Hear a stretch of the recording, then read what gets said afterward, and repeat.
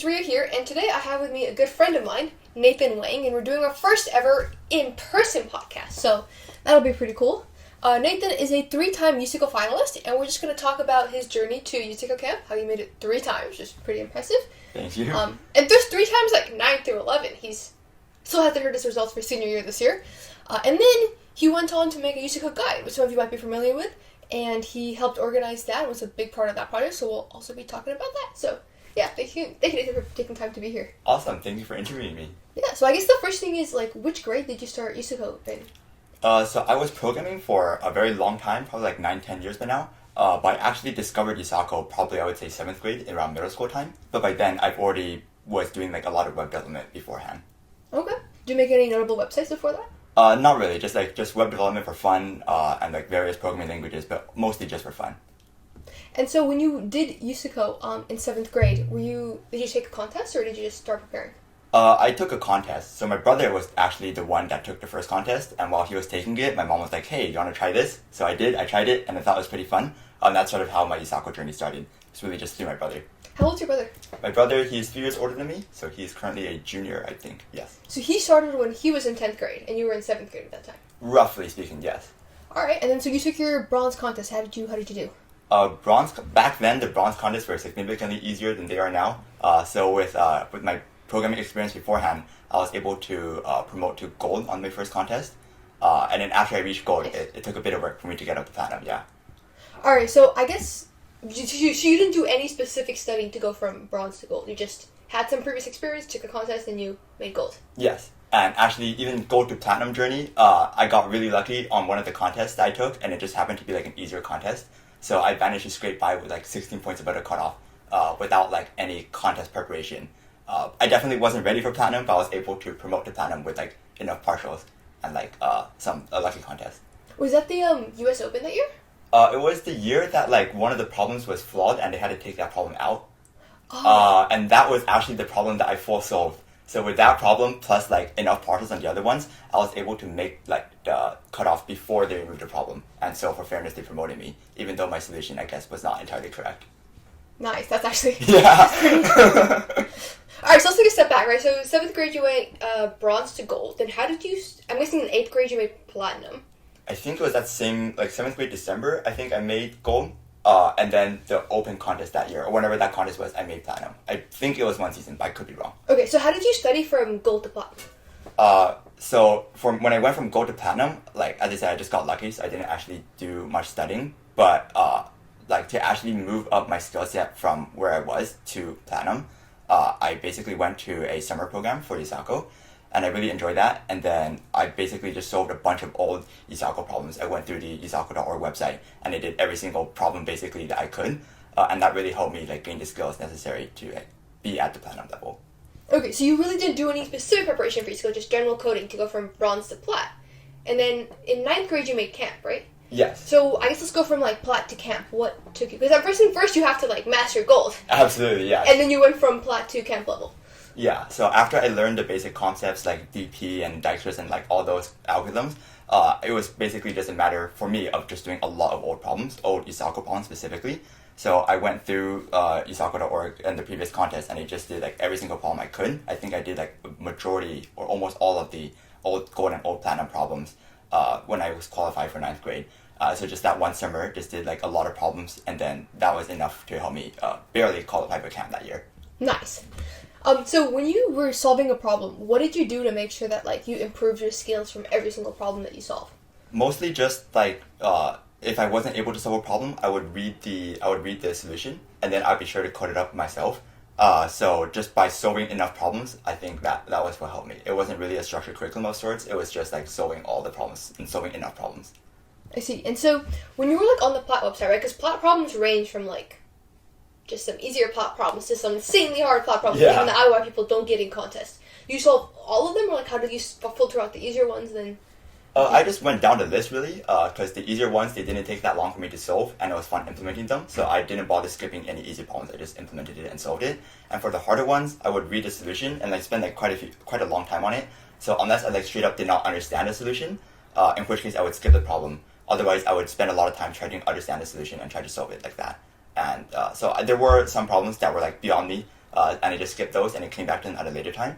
But for the most part, I just went down the list in no particular order. I think I went from like the oldest contest to the newest contest since the old problems are generally a bit easier. What does a lot of time look like? Is that like 5 hours, 6 hours? As long as I was not completely lost by an algorithm that I didn't understand, like I would continue solving it. So sometimes that was like 5 or 6 hours, and sometimes it was like a lot less time. I would say that I was sort of impatient, so I didn't spend much time thinking about it myself. If I like thought about it, I was like, oh, I don't know how to do this problem. I just read the solution. But once I read the solution, oftentimes the solution was like cryptic and difficult for me to understand. But I would spend a lot of time trying to like understand it, trying to read through the code and figure out what exactly the code is doing.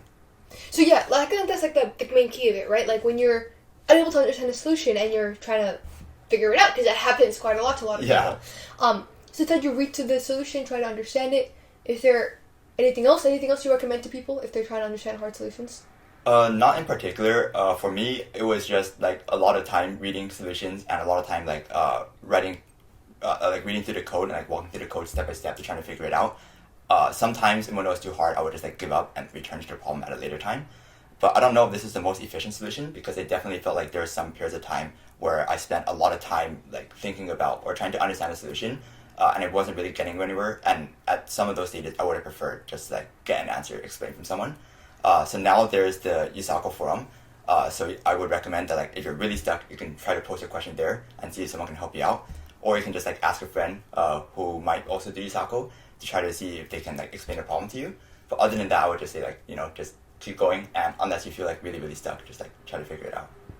Yeah, and I guess another thing too, right, is that let's say that like you're at gold level, you've advanced to platinum, but you're really at gold level. Yeah. Then doing platinum problems, you're gonna like run into issues on every single one. Absolutely. Whereas doing gold problems, like doing problems more close to your level, less likely to run into issues. And plat, it probably happens more just because plat has a huge distribution of difficulties. But for silver and gold, I think that just going through the old ones would be definitely doable. Absolutely, yeah. I think when I was in platinum, preparing for platinum contest, most of the practice problems I did was actually gold.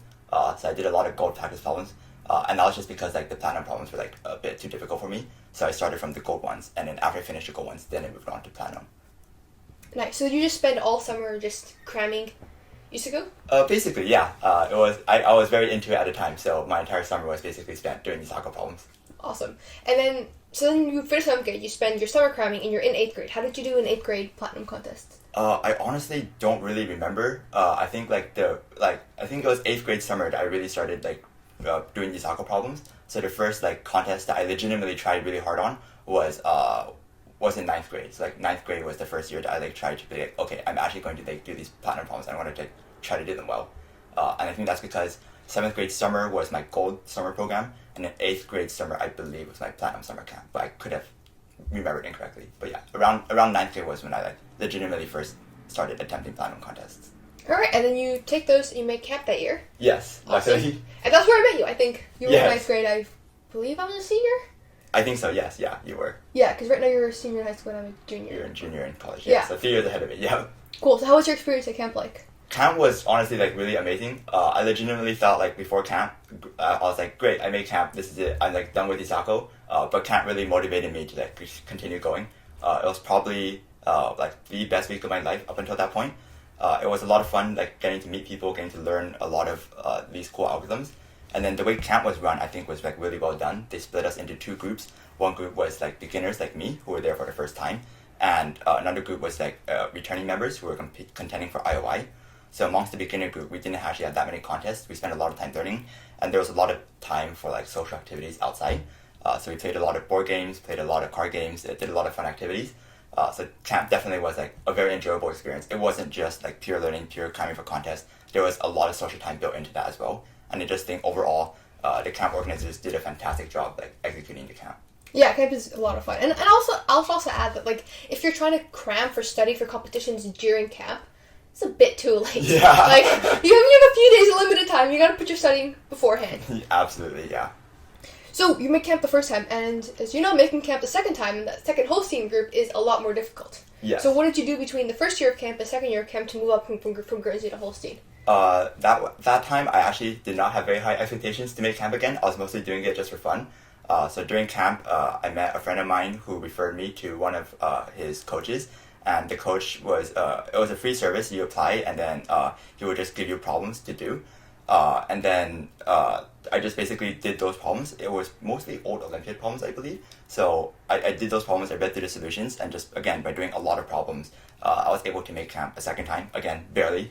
I would say the problem difficulty, like, I already finished most of the old platinum problems, so I was moving on to, like around the same difficulty level, but not from USACO anymore by then. Okay. And I'm assuming these problems you were given were closer to your difficulty than just the wide range of USACO problems? Absolutely, yeah. I think my coach spent a lot of time like trying to choose problems that are around my difficulty level. So I think he did a pretty good job in the sense that a lot of like the problem difficulty I felt was very solid. There weren't that many problems that were like way too impossible. There weren't that many problems that were like way too easy. Most of the problems were like a good difficulty level where like sometimes I'm able to solve them, sometimes I need a bit of help from the solution, but almost always with the help of the solution, I'm able to solve the problem. Yeah, and that seems like a lot more fun than like when you're just solving a bunch of platinum problems the previous year and some of them were just way too hard and you just have to like move on and everything. Absolutely, yeah. I know like some other people, they enjoy studying from like old code forces problems, which I think is like awesome, but for me personally, it was that trying to find code forces problems of the appropriate difficulty was like too much work for me. So just having a list of problems to go off of and solve was really helpful because I could spend all of my time solving problems. I didn't have to spend any time trying to figure out like, okay, where do I go to find like a new problem to do? It was just having a spreadsheet like right there for me, just like go through the list. It was like very helpful. Yeah, and like if someone out there, if you have a coach, great, super helpful. They'll give you problems they'll give you problems at your difficulty. But if you don't, one thing you could do if you're just going off the platinum problems is you can try to sort them by number of solves, right? So you can look at the results and you can say, okay, this problem had the most number of solves, it had the second most, and it had the least number of solves. And then start with the problems with the most number of solves from every contest. At some point move up to second most. And it's not going to be perfect because in between contests the difficulties change, but it'll give you, a reasonable estimation, I'd say. That would help you be more motivated, and the more motivated you are, the more time you spend on it. And the more fun it is too. Absolutely, yeah. I think like one important thing was like I always tried to make sure I was motivated to continue solving problems. So that's why if I was stuck on a problem and I was getting frustrated at it, for me personally, I would just like read the solution early. So like probably earlier than most people. And the reason for that was just because I didn't want to lose motivation and like stop practicing USACO. So the most important thing for me, I guess, was like having fun and making sure that I was like constantly motivated to keep practicing problems. Yeah, for me, USACO was super fun too. Like, I would just love every time like I was studying for it. And like during summer when I could just study for USACO all week, it was the best time. Amazing time, yeah. All right, so you make camp a second time, and then you make camp a third time. I'm guessing your preparation between the second and third time was this similar? Yes, very largely the same. Just continuing to do like old problems, still a lot of Olympiad problems, still with the same coach. Yeah. So how did you find time to prepare for USACO? For me, it was just because I didn't find schoolwork that time consuming. And then I did not have too many other extracurricular commitments at the time. So over summers, like I didn't go to any summer programs or anything, so I had a lot of free time. And in my free time, I would just be doing USACO. Also, like during class, I would like read a problem statement before I go to class. And then if I go to class and like, the lecture's like not really interesting, I would just think about like I would think about solving the USACO problem. And like one really nice thing, I guess, is that you don't like pen and paper is helpful, but you can also just think about the problem in your head. So I would just like always have like one or two problems in the back of my mind, and anytime I'm bored just sitting there, I would just like think about how to solve the problem. So I'll be like eating dinner or something, and I'll be like thinking about a problem, or like I'll be in the shower and I'll still be thinking about how to solve a problem. So you can find time that way, and then I also just did not have too many other commitments to do, so I had a lot of time to dedicate to it.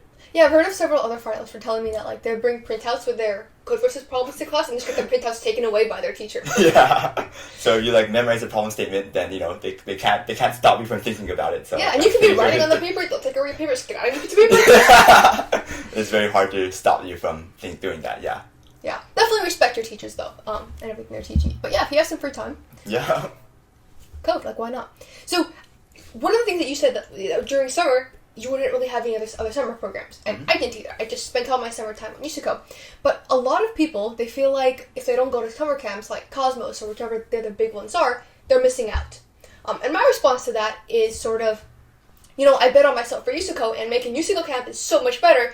What was your logic somehow in terms of making USACO camp versus trading off these other summer camps? It was very similar. I think for me, I didn't have a very strong interest in research, so that's why I didn't really apply to too many research summer programs like Cosmos and other summer programs. And in general, I just felt that like one thing I really like about USACO is that even if things don't work out and I'm like unable to make camp, the time isn't lost because the time I spend like honing these algorithm skills will come back and benefit me even after I graduate from college when I'm doing like job searches or when I'm applying for internships. Any technical programming interview will be made a lot easier by the time I invest in USACO. So the way I viewed it, doing USACO was a very safe bet. If I make camp, then great, this is like a worthy trade-off. And if I don't make camp, then still awesome. Like I'll go to like when I go apply for internships and everything, I don't need to study as much for the technical interview because I already have the technical skills from USACO. And that's sort of why I really enjoyed USACO as an extracurricular, because I knew that like not only was it fun, but it was also very practical even if I wasn't able to make camp. Yeah, I guess I never thought about that. I passed every single coding interview I've had for all the companies just because you just code and it's just fun. Yeah. Including like companies like Facebook or I guess Meta now and all. So yeah, super useful. And then I had one of my students, he took USACO Silver with me. Actually testimonials up on my channel too, but he was saying that when he went to college, he goes to Berkeley now, Berkeley Eeks, one of his classes was just all USACO and he just knew everything. So it was cool. He did well. Yeah, definitely. I think USACO is probably one of the most practical extracurriculars, in my opinion, to do. Yeah, like math competitions, you're not gonna really like, find the area of this triangle in this weird shape. It's not practical. Yeah, that's actually one of the reasons why I switched from math to computer science for extracurriculars in particular. I also did like AMCs and stuff before USACO, was just because I felt that at advanced levels for math, not only was it not very interesting for me, but I also didn't see much practical value in it for the long run. So I felt like doing USACO, being able to like prepare for technical interviews, it was like a better use of my time, especially since it was more fun too. Awesome. And one thing I would add is if you're debating what to do over summer, once you make like a decent division, like once you make whatever that means for you, right? For some people that might mean platinum, some people might mean gold, some people that might mean silver, depending on your goals in life. But once you make that division that you think is a good division, then the next summer you can relax a little on the summer camps and spend more time to USACO because you've already reached a certain level of achievement. That if you put on your college app, I spent all the time studying for USACO, which I do, or which I did. They believe you because you have the results to back it up. Yeah, I think like specifically for the process of college admissions, one nice thing about USACO is that like let's say once I make platinum, like you're in platinum forever. You don't have to like continue to maintain your skill level in order to say that you're USACO platinum contestant. So this is different from like the AMCs where every year you have to take the AMC to qualify for AMI. For USACO, if you get lucky one year and you qualify for platinum, great. Like you're now USACO platinum for life. Whereas for AMCs, once you make it the first year, you gotta like continue practicing every year to make sure that like you like continue to qualify for AMI. I guess otherwise like you might qualify for 1 year and then not qualify another year. So there was definitely a bit of pressure on me to like continue qualifying for AMI because like I was able to qualify like 1 year and then I'd be expected to qualify the next year again. But less pressure on that for USACO because like once I'm in platinum forever. It makes a lot of sense. Yeah.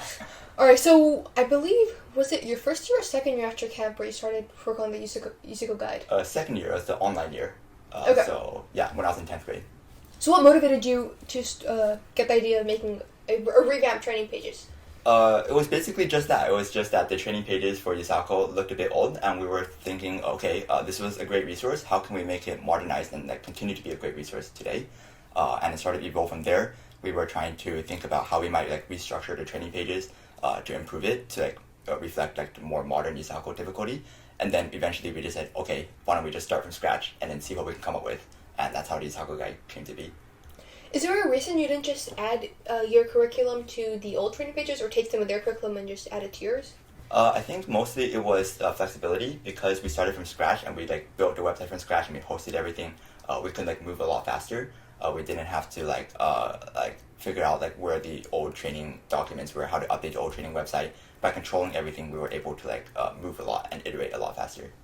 And the USACO guide will also give you like a set of problems to do, like you were saying that finding that set of problems is the hard part. Yes. And it splits them up by topic, so you can work on a topic that you're stuck on too.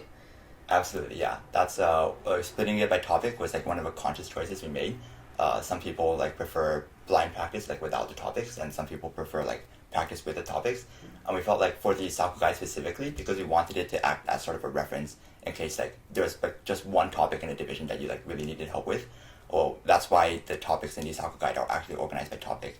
The problems in the USACO guide are organized by topic, so that you can like go through each topic or each topic almost independently and like find problems specific for that topic.